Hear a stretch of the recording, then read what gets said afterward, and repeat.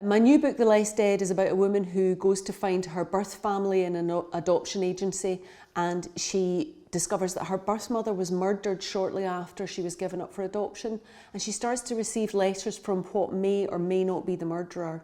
And it's really about family and about chosen family and about families of origin and what it says about you and what it means and how important it is. And it's also about Glasgow in the 80s, because Glasgow in the 80s was absolutely wild, and there was a huge heroin epidemic, and the street sex workers increased by a factor of about 10. So Glasgow was awash with people on heroin selling sex, and a lot of people were murdered at the time. It's based on true crime cases from that particular period. So this very mild, well-meaning GP starts trying to investigate what happened to her mum back in the day.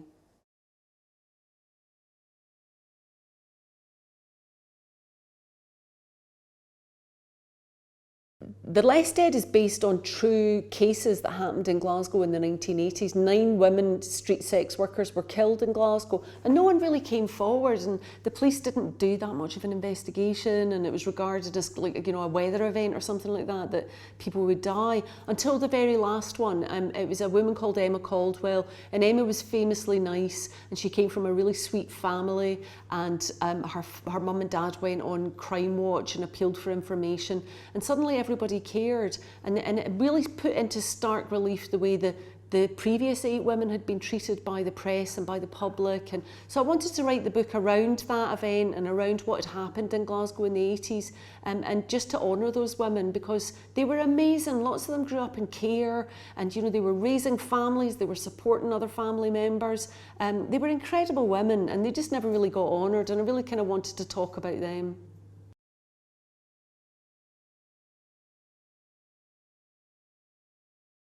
So the story starts as Margot is sitting waiting for her birth family to arrive in the adoption agency, and I have a lot of cousins, and some of them have met their birth families, and it's incredibly fraught waiting to meet your birth family. So Margot's sitting in a very hot room waiting for her birth family to arrive, and they're an hour and 45 minutes late, and she's going off her head, and it's such a dramatic moment in anyone's life before they meet what are usually just perfectly ordinary people. That's the interesting part. And these adoption agencies are mostly voluntary. So you've got volunteers dealing with people in states of high emotion, waiting for their lives to change. But Margot's she's a doctor, and she's very, very dutiful, and she knows she should leave, and she knows that the moment has passed, but she can't bring herself to give up. The term "the less dead" comes from markings that police would often put on files when they were investigating things.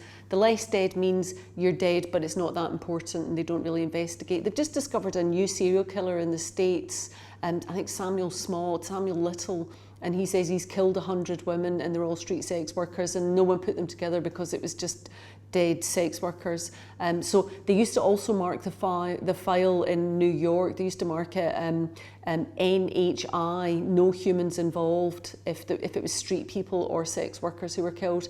And I don't think it's the police. I think it's reflective of a broader social attitude that, you know, if you don't have a home or you don't come from a family, then you're less important. And so that's really where it comes from, is the idea of you're trying to investigate a case amongst people who are under the radar, and they don't really interact with traditional police services. I suppose if there's an overarching theme in all of my work, it is about a discovery of self. So for me, this is like a really important book, because going back to try and find your family of origin, does that really tell you anything about yourself? And you know, you create your own family as you go through life, and it doesn't have to be a traditional family. So it really is about chosen family, and about the family that you were born to, and your origins, and uncovering mysteries. What could be a better mystery to uncover than where you came from in the first place? And does it tell you anything about yourself? Maybe not. My writing habit generally is to bang out a draft. My editor might be in the room and she might be weeping softly into her Chardonnay, and she'll tell you I bang out a really rough draft, and then just go through and make endless maps of all the chapters, because the story is one thing. I don't have a problem with that, but plotting is the way the story is revealed to the reader, and plotting is really what makes a good book as opposed to a good story. And plotting, you have to move things around all the time. So that's something I really do. Somebody came to film me with a wildlife camera. It was slow motion, you know, when you see frogs leaping across a bush or mushrooms or whatever. And I thought what I did was I read pages and marked them up and all this kind of thing, but apparently this is what I actually do. As I do this, I grab hold of the pages and draw. It's the most disgusting thing I've ever seen. So I don't know if I really want to go into all my writing habits, because I think they might be a bit off-putting. But generally that's what it is, a kind of combing through. I always think of it as combing through the story to try and find a good way to present the plot.